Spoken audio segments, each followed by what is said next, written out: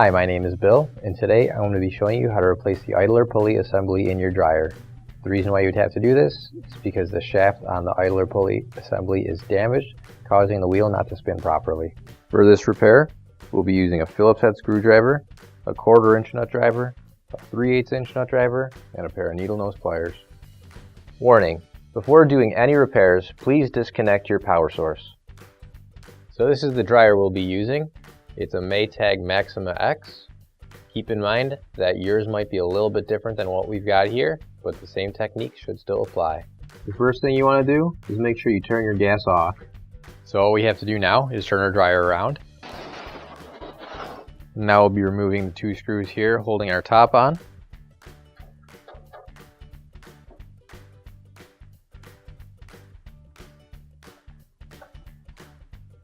And once you've removed those 2 screws, you can pull back on the top panel and then lift up and remove it. So here's our control board. In order to get that out, we need to unplug all these wires.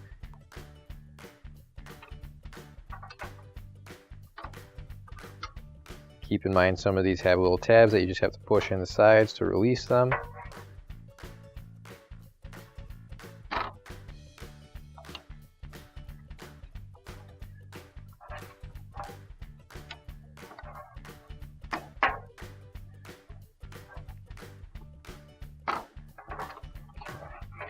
So now we're going to remove the bracket with the control board on it. So we have to remove these 2 screws here.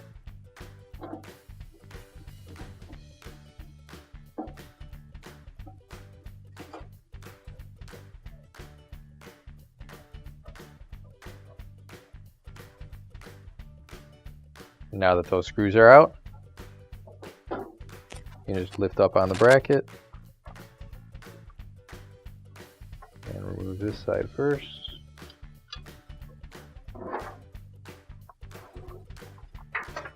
Then we'll twist it so that we can get this anchor clip out. Now that we've got that anchor clip out of the way, we can take out the whole bracket.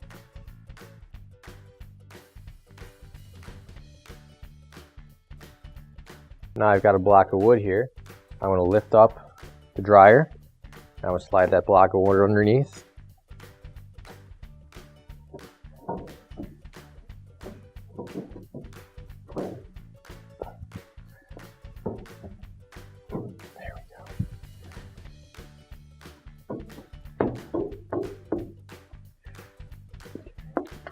And I've got 4 screws underneath that I have to undo. Now the 2 screws in the middle, you can just loosen those up a bit. You don't have to fully take them out. Now we can slide the wood back out from underneath this and gently set it down.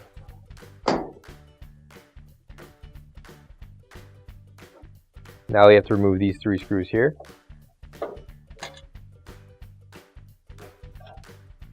Now we'll open up the dryer door and we'll take out the filter, and you can just set that inside. And we'll be using a Phillips head to remove these 2 screws here. Now that we've got all the screws out, we'll just be able to lift up on the bulkhead a little bit and it'll come right off. And you're just going to want to make sure that if the wire gets caught in there, you don't pull it too hard. Make sure you get it lined up with the hole and just pull it out just like that. Now we're going to want to unplug these wires here that go to our dryness sensor. Now we've got 2 screws in here that we've got to undo.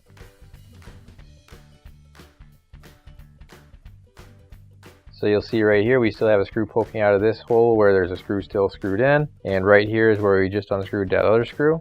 So now we'll go unscrew the one that's still screwed in.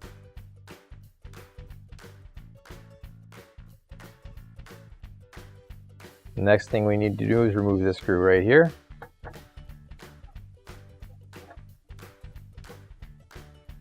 And once we get that screw out, we can pull straight up and remove this entire lint filter assembly piece.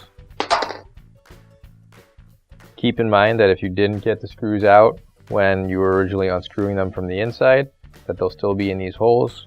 so take care not to turn this upside down and lose those screws. Now I'm going to be removing this metal plate right here. So to get it off, I've got 2 screws, one on either side.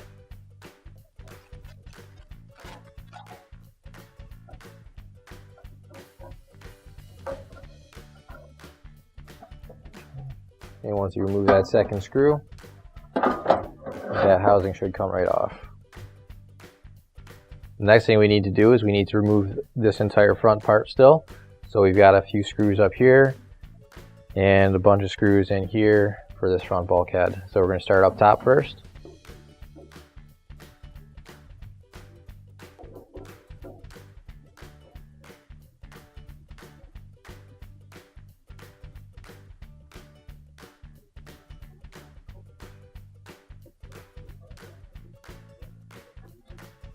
And once you get those screws out, you can pop this front panel right off.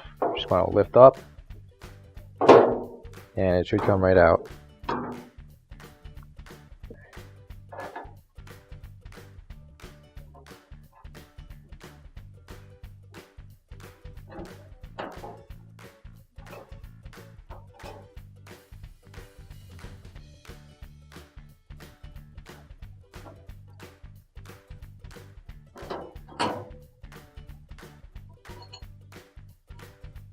Now that we've got those screws all out, you'll see there's a couple of tabs right here that stick out that the bulkhead rests on. So you should be able to lift it up. And once they're over those tabs,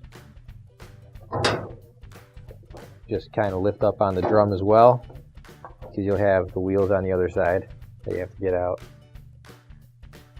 So now I have to reach in back here, and I have to get the drum belt off the pulley. We're going to have to push up on the lever to release the tension and reach in with our other hand, and now we can just take that right off. And now with the belt off, I should be able to lift up on the drum, and I'll carefully remove the whole piece. And just be careful when you're taking this out that you don't get the drum belt caught on anything. Now we need to remove this retaining screw. And to do that, we're going to use a 3/8" nut driver.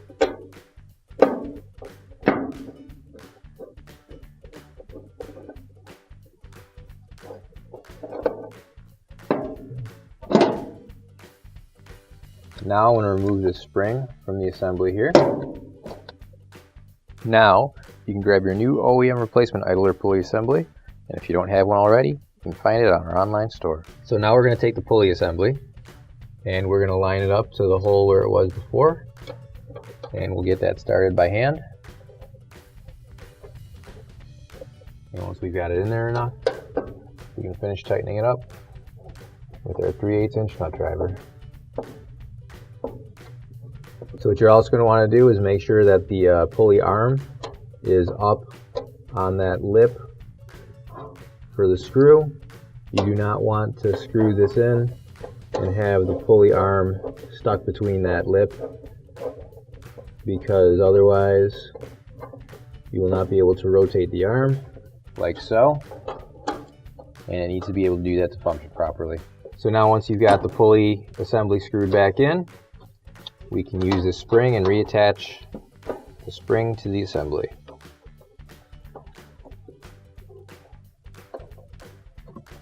That just goes in there like that.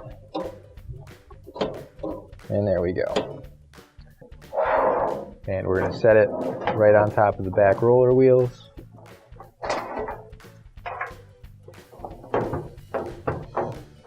And just like that. Now to put the drum back on, we're going to take the belt, we're going to go on the other side of the wheel here, just like this, and we're going to lift it up, keeping this all together, and then loop the belt around the shaft here, and make sure everything's on straight. There we go. And then everything should be able to spin freely now, just like that. Then a little bit more than a full rotation, and you see that the drive belt is about where it was before. and you'll also see your fan wheel spinning down there. So now we need to put the front bulkhead back on.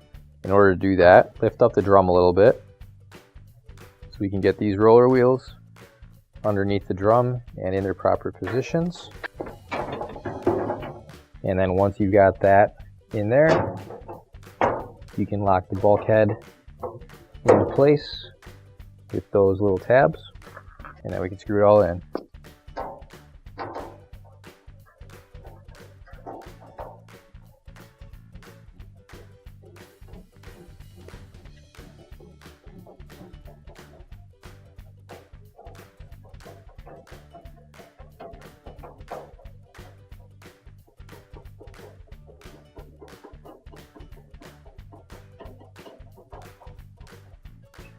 Now we'll put the top panel back on.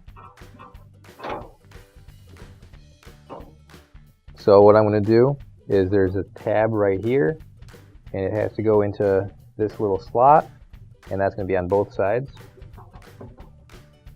So just line it up and slide it down in. Same thing on this side. Just line it up, slide it down in there, and then we'll screw it all in.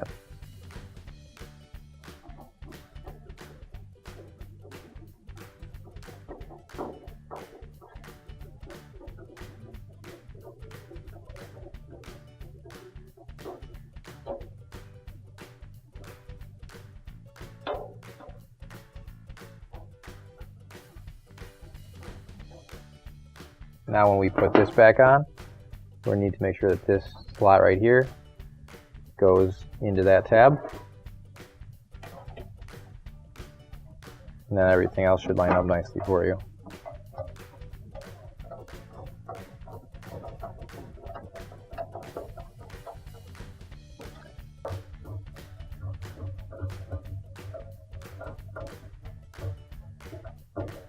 And now we're going to put this lint filter assembly inside.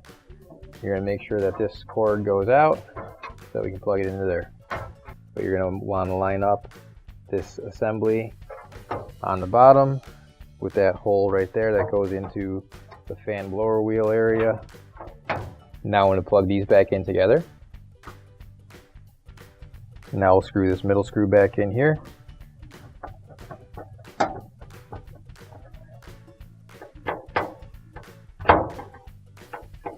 Okay, now the other one. Oh, there we go. Now we're going to line up the sides of this bulkhead with the dryer. And then on the front, you're just going to put these clips into the holes that they correspond with. Just like that. So now we'll screw in the top 3 screws.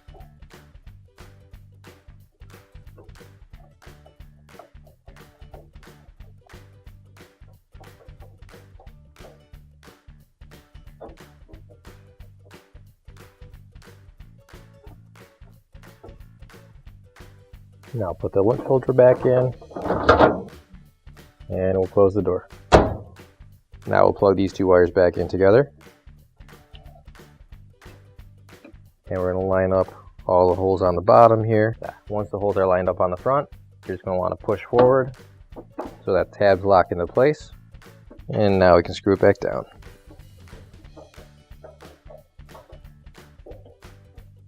Now we'll put the screws back in.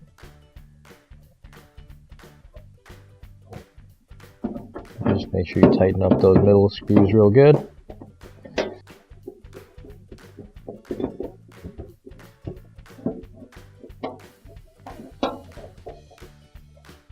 Now I'll be climbing in, so I can do this screw next. Okay, now the other one. Oh, there we go. Now I'll be putting the control panel back on. I can put this anchor back into place here, push down, and that sticks. And we'll screw it down before we plug everything in.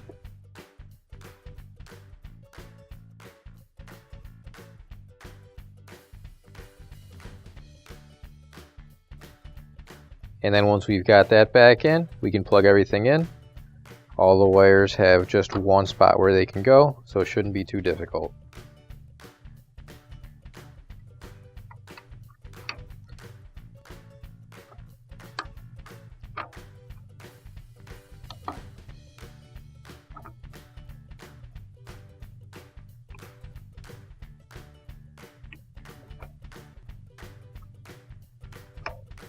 Now that we've got it all plugged in, we can put the top back on. Now if you take a look at one of the sides on the panel, it's got these slots that go all the way down. Those slots correspond to each one of these tabs here. So when you put the top panel back on, you're going to want to try and make sure that those slots line up with the tabs.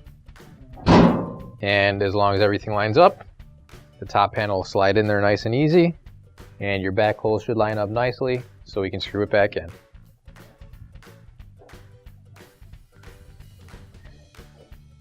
And once you've got that screwed in nice and tight, you can turn it back around and your repair is complete. Now we can turn our gas back on. Finally, don't forget to plug in your appliance.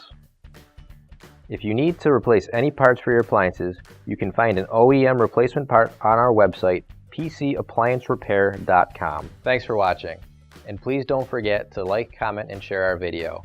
Also, don't forget to subscribe to our channel. Your support helps us make more videos just like these for you to watch for free.